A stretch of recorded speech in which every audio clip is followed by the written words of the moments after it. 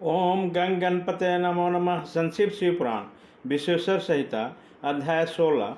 पृथ्वी आदि निमित्त देव प्रतिमाओं के पूजन की विधि, उसके लिए नैवेद्य का विचार, पूजन के विभिन्न उपचारों का फल, विशेष मास, वार, तिथि एवं नक्षत्रों के योग में पूजन का विशेष फल तथा लिंग के वैज्ञानिक स्वरूप का विवेचन।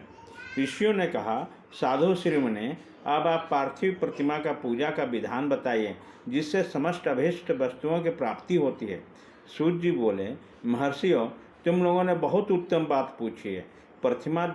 पार्थिव प्रतिमा का पूजन सदा संपूर्ण मनोरथों को देने वाला होता है तथा दुख का तत्काल निवारण करने वाला है। मैं उसका वर्णन करता हूँ, तुम लोग उसको ध्यान देकर सुनो। पृथ्वी आदि की बनी हुई देव प्रतिमाओं की पूजा इस भूतल पर अभीष्टदायक मानी गई है। निश्चय ही इसमें पुरुषों का और स्त्रियों का भी अधिकार है। नदी, पोखरे अथवा कुएं में प्रवेश करके पानी के भीतर से मिट्टी ले आए, फिर गंध चूर्ण के द्वारा उसका शोधन करें और शुद्ध मंडप में रखकर उसे महीन पीसे और साने। इसके बाद हाथ से प्रतिमा बनाए और दूध से उसका सुंदर संस्कार करें। उस प्रतिमा में अंग प्रत्यंग अच्छी तरह प्रकट हुए हों तथा वह सब प्रकार के अस्त्र शस्त्रों से संपन्न बनाई गई हो। तदंतर उसे पद्मासन पर स्थापित करके आदरपूर्वक उसका पूजन करें। गणेश, सूर्य, विष्णु, दुर्गा और शिव की प्रतिमा का, शिवलिंग का एवं शिवलिंग का द्विज का सदा पूजन करना चाहिए। षोडशोपचार पूजन जनित फल की सिद्धि के लिए 16 उपचारों द्वारा पूजन करने चाहिए। पुष्प से प्रोक्षण तथा मंत्र पाठ पूर्वक अभिषेक करें। अघनी के चावल से नैवेद्य तैयार करें। सारा नैवेद्य एक कुंडक लगभग पाव भर होना चाहिए। घर में पार्थिव पूजन के लिए कुंडों और बाहर किसी मनुष्य के द्वारा स्थापित शिवलिंग के पूजन के लिए प्रस्थ शेर भर नैवेद्य तैयार करना आवश्यक है। ऐसा जानना चाहिए, देवताओं द्वारा स्थापित शिवलिंग के लिए 3 सेर नैवेद्य अर्पित करना उचित है और स्वयं प्रकट हुए स्वभुलिंग के लिए 5 सेर। ऐसा करने पर पूर्ण फल की प्राप्ति समझनी चाहिए। इस प्रकार सहस्र बार पूजा करने से द्विज सतलोक को प्राप्त कर लेता है। 12 अंगुल चौड़ा, इससे दूना 1 अंगुल अर्थात 25 अंगुल लंबा और 15 अंगुल चौड़ा जो लोहे या लकड़ी का बना हुआ पात्र होता है उसे विद्वान पुरुष शिव कहते हैं। उसका 8वां भाग प्रस्थ कहलाता है जो 4 कुंडों के बराबर माना गया है। मनुष्यों द्वारा स्थापित शिवलिंग के लिए 10 प्रस्थ, ऋषियों द्वारा स्थापित शिवलिंग के लिए 100 प्रस्थ और संभव शिवलिंग के लिए 1 सहस्र प्रस्थ नैवेद्य निवेदन किया जाए तथा जल, तल, तैल आदि गंध द्रव्य को भी यथायोग्य मात्रा रखी जाए तो यह उन शिवलिंगों की महापूजा बताई जाती है। देवता को अभिषेक करने से आत्मशुद्धि होती है, गंध से पुण्य की प्राप्ति होती है, नैवेद्य लगाने से आयु बढ़ती और तृप्ति होती है, धूप निवेदन करने से धन की प्राप्ति होती है, दीप दिखाने से ज्ञान का उदय होता है और तांबुल समर्पण करने से भोग की उपलब्धि होती है। इसलिए स्नान आदि 6 उपचारों को यत्नपूर्वक अर्पित करें। नमस्कार और जप ये दोनों संपूर्ण अभीष्ट फल को देने वाले हैं। इसलिए भोग और मोक्ष की इच्छा रखने वाले लोगों को पूजा के अंत में सदा ही जप और नमस्कार करने चाहिए। मनुष्य को चाहिए वह सदा पहले मन से पूजा करके फिर उन उपचारों से करें। देवताओं की पूजा से उन देवताओं के लोकों की प्राप्ति होती है तथा उनके अवंतर लोकों में यथेष्ट भोग की वस्तुएं उपलब्ध होती है। अब मैं देव पूजा से प्राप्त होने वाले विशेष फलों का वर्णन करता हूँ। दीजो, तुम लोग श्रद्धापूर्वक सुनो। विघ्नराज गणेश की पूजा से भूलोक में उत्तम अभिष्ट वस्तु की प्राप्ति होती है। शुक्रवार को, श्रावण और भाद्रपद मासों के शुक्ल पक्ष की चतुर्थी को तथा पौष मास में सत्यभिक्षा नक्षत्र के आने पर विधि पूर्वक गणेश जी की पूजा करनी चाहिए। 100 या सहस्र दिनों में 100 या सहस्र बार पूजा करें। देवताओं और अग्नि में श्रद्धा रखते हुए किया जाने वाला उनका नित्य पूजन मनुष्यों को पुत्र एवं अभिष्ट वस्तु प्रदान करता है। वह समस्त पापों का शमन तथा भिन्न भिन्न दुष्कर्मों का विनाश करने वाला है। विभिन्न वारों में की गई शिव आदि की पूजा को आत्मशुद्धि प्रदान करने वाला समझना चाहिए। वार या दिन, तिथि, नक्षत्र और योगों का आधार है। समस्त कामनाओं को देने वाला है, इसलिए बुद्धि और क्षय नहीं होता। इसलिए उसे पूर्ण ब्रह्म स्वरूप मानना चाहिए। सूर्य काल से लेकर सूर्योदय काल आने तक एक बार की स्थिति मानी गई है, जो ब्राह्मण आदि सभी वर्णों के कर्मों का आधान है। विहित तिथि के पूर्ण भाग में की हुई देव पूजा मनुष्यों को पूर्ण भोग प्रदान करने वाली होती है। यदि मध्याह्न के बाद तिथि का आरंभ होता है तो रात्रि युक्त तिथि का पूर्व भाग पितरों के श्राद्ध क्रम के लिए उत्तम बताया गया है। ऐसी तिथि का प्रभाग्य दिन युक्त होता है, अतः वही देव कर्म के लिए प्रशस्त माना गया है। यदि मध्याह्न काल तक तिथि रहे तो उदय व्यापनी तिथि को ही देव कार्य में ग्रहण करनी चाहिए। इस तरह शुभ तिथि एवं नक्षत्र आदि देव कार्य में ग्रहण होते हैं। वार आदि का भली भांति करके पूजा और जप आदि करने चाहिए। वेदों में पूजा शब्द के अर्थ के इस प्रकार जोड़ना कही है, पूजार्थ अनेन इति पूजा। यह पूजा शब्द की व्युत्पत्ति है। पू का अर्थ है भोग और फल की सिद्धि। वह जिस कार्य से संपन्न होती है उसका नाम पूजा है। मनोवांछित वस्तु तथा ज्ञान यही अभीष्ट वस्तुएं हैं। सकाम भाव वाले को अभीष्ट भोग अपेक्षित होता है और निष्काम भाव वाला को अर्थ परमार्थिक ज्ञान, ये दोनों ही पूजा शब्द का अर्थ है। इसकी योजना करने से पूजा शब्द की सार्थकता है। इस प्रकार लोक और वेद में पूजा शब्द का अर्थ विख्यात है।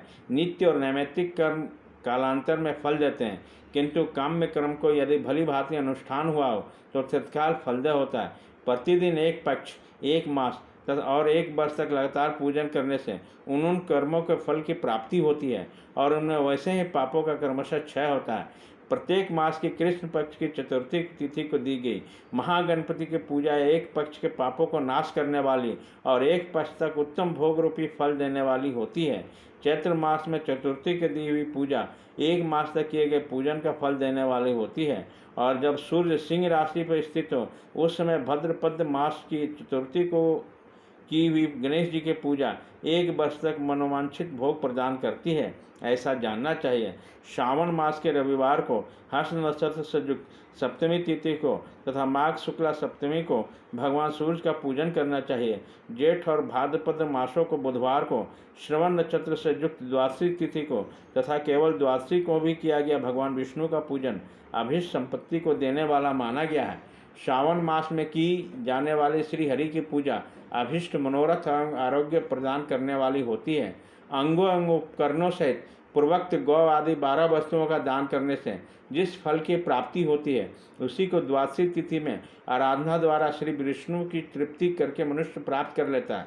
जो द्वादशी तिथि को भगवान विष्णु के द्वारा नामों द्वारा 12 ब्राह्मणों का षोडशोपचार पूजन करता है वह उसकी प्रसन्नता प्राप्त कर लेता है। इस प्रकार संपूर्ण देवताओं के विभिन्न 12 नामों द्वारा किया गया 12 ब्राह्मणों का पूजन उन देवताओं को प्रसन्न करने वाला होता है। कर्क की संक्रांति से युक्त श्रावण मास में नौमी तिथि को मृगशिरा क्षीरा नक्षत्र के योग में अंबिका का पूजन करें। वह संपूर्ण मनोवांछित भोगों को और फलों को देने वाले होती है। ऐश्वर्य की इच्छा रखने वाले पुरुष को उस दिन अवश्य उनकी पूजा करनी चाहिए। आश्विनी मास के शुक्ल पक्ष की नौमी तिथि संपूर्ण अभीष्ट फलों को देने वाली होती है। उसी मास के कृष्ण पक्ष की चतुर्दशी के दिन यदि रविवार पड़ा हो तो उस दिन का महत्व विशेष बढ़ जाता है। उसके साथ ही यदि आद्रा और भाद्र सूर्य संक्रांति से युक्त आद्रा के योग हो तो उस अवसर पर की गई शिव पूजा का विशेष महत्व माना गया है। माघ कृष्णा के चतुर्दशी को की हुई शिव जी की पूजा संपूर्ण अभीष्ट फलों को देने वाली है। वह मनुष्यों को आयु बढ़ाती, मृत्यु कष्ट को दूर हटाती और समस्त सिद्धियों को प्राप्ति कराती है। जेठ मास में चतुर्दशी के दिन यदि महादका का योग हो अथवा मार्गशीर्ष मास में किसी भी तिथि को आद्रा नक्षत्र हो तो उस अवसर पर विभिन्न वस्तुओं के बनी हुई मूर्ति के रूप में शिव जी को जो 16 उपचारों से पूजा करता है उन पुण्यात्मा के चरणों का दर्शन करना चाहिए। भगवान शिव की पूजा मनुष्य को भोग और मोक्ष देने वाली है, ऐसा जानना चाहिए। कार्तिक मास में प्रत्येक वार और तिथि आदि महादेव जी की पूजा का विशेष महत्व है। कार्तिक मास आने पर विद्वान पुरुष दान, तप, होम, जप और नियम आदि के द्वारा समस्त देवताओं का षोडशोपचार से पूजन करें। उस पूजन में देव प्रतिमा, ब्राह्मण तथा मंत्रों का उपयोग करना आवश्यक है। ब्राह्मणों को भोजन कराने से भी वह पूजन क्रम संपन्न होता है। पूजक को चाहिए कि वह कामनाओं को त्याग कर पीड़ा रहित हो देवाराधन में तत्पर है। कार्तिक मास में देवताओं का यजन पूजन समस्त भोगों को देने वाला, व्याधियों को हर लेने वाला तथा भूतों और ग्रहों का विनाश करने वाला है। कार्तिक मास के रविवार को भगवान सूर्य की पूजा करने तेल और सूती वस्त्र देने से मनुष्यों का कोढ़ आदि रोगों का नाश होता है। हरे, काली मिर्च, वस्त्र और खीरा आदि का दान और ब्राह्मणों की प्रतिष्ठा करने से क्षय के रोग का नाश होता है। दीप और सरसों के दान से मृगी का रोग मिट जाता है। कीर्ति के नक्षत्र से युक्त सोमवार को किया हुआ शिव जी के पूजन मनुष्यों को महान दरिद्र को मिटाने वाला और संपूर्ण संपत्तियों को देने वाला है। घर की आवश्यक सामग्रियों के साथ गृह एवं क्षेत्र आदि का दान करने से उक्त फल की प्राप्ति होती है। कृतिका युक्त मंगलवारों को भी श्री स्कंद का पूजन करने से तथा दीपक एवं घंटा आदि दान देने से मनुष्यों को शीघ्र ही वाक सिद्धि प्राप्त हो जाती है। उसके मुंह से निकली हुई हर एक बात सत्य होती है।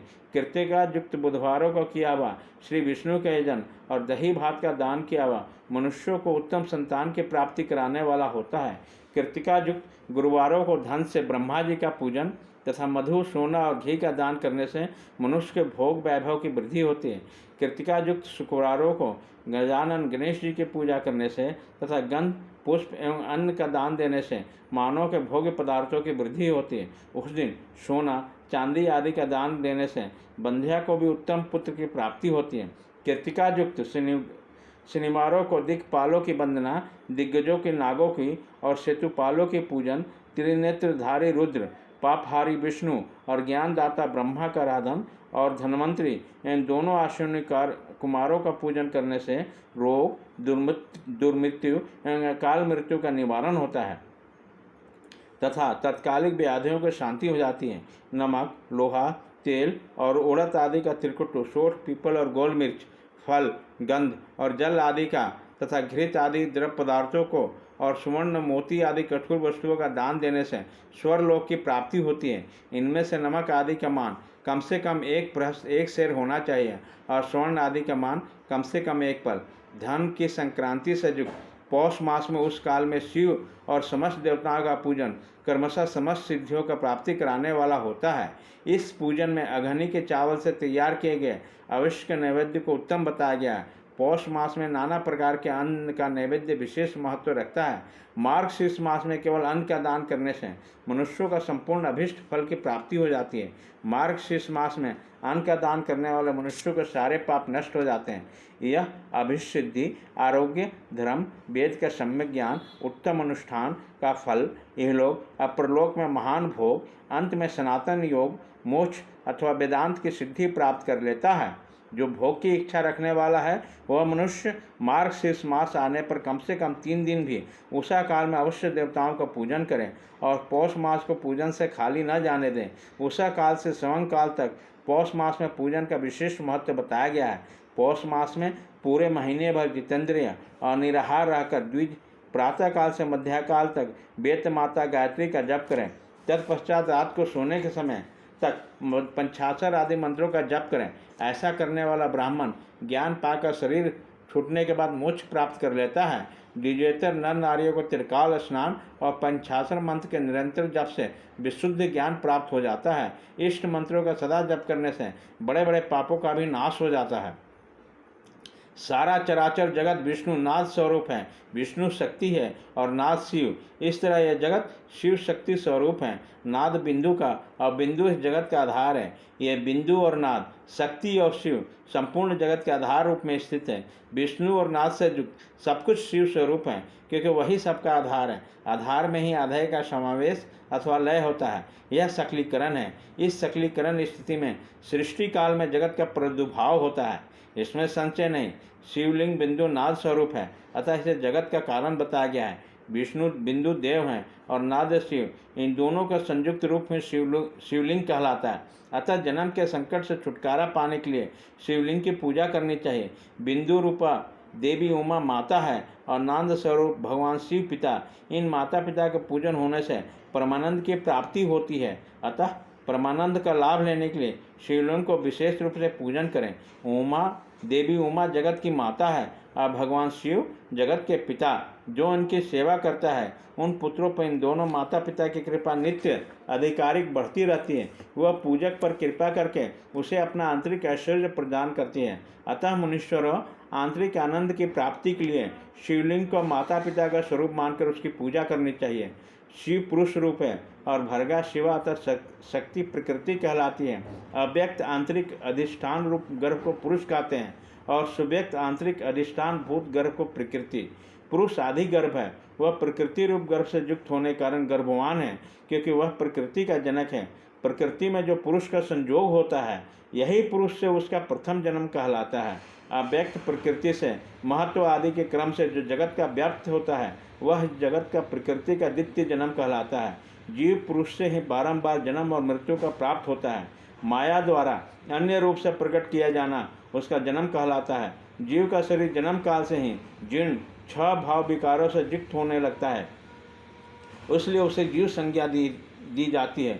जो जन्म लेता है, विभिन्न पाशों द्वारा तनाव बंधन में पड़ता है, उसका नाम जीव है। जन्म और बंधन जीव शब्द का अर्थ ही है। अतः जन्म मृत्यु रूपी बंधन का निवृत्ति के लिए जन्म के अधिष्ठान भूत मातृ पितृ स्वरूप शिवलिंग का पूजन करने चाहिए। गाय का दूध, गाय का दही और गाय का घी, इन तीनों के पूजन के लिए शहद और शक्कर के साथ पृथक पृथक भी रखें और इन सबको मिलाकर सम्मिलित रूप से पंचामृत भी तैयार कर लें। इनके द्वारा शिवलिंग के अभिषेक और स्नान कराएं। फिर गाय के दूध और अंत के मैल से नैवेद्य तैयार करके पर्णों मंत्र के उच्चारण पूर्वक उसे भगवान शिव को अर्पित करें। संपूर्ण पर्णों को ध्वनि लिंग कहते हैं। स्वयं शंभु लिंग नाद स्वरूप होने कारण नाद लिंग कहा गया। यंत्र अर्घा बिंदु स्वरूप होने कारण बिंदु रूप में विख्यात है। उसमें अचल रूप में प्रतिष्ठित जो शिवलिंग है वह मकार स्वरूप है, इसलिए मकार लिंग कहलाता है। सवारी निकालने आदि के कारण जो चरलिंग होता है वह उकार स्वरूप होने से उकार लिंग कहा गया है। तथा पूजा के दीक्षा देने वाले जो गुरु या आचार्य हैं, उनका विग्रह आकार का प्रतीक होने के कारण आकार लिंग माना गया है। इस प्रकार आकार, उकार, मकार, बिंदु, नाद और ध्वनि के रूप में लिंग के 6 भेद हैं। इन 6 लिंगों का नित्य पूजा करने से साधक जीवन मुक्त हो जाता है। इसमें संचय नहीं है। अध्याय 16।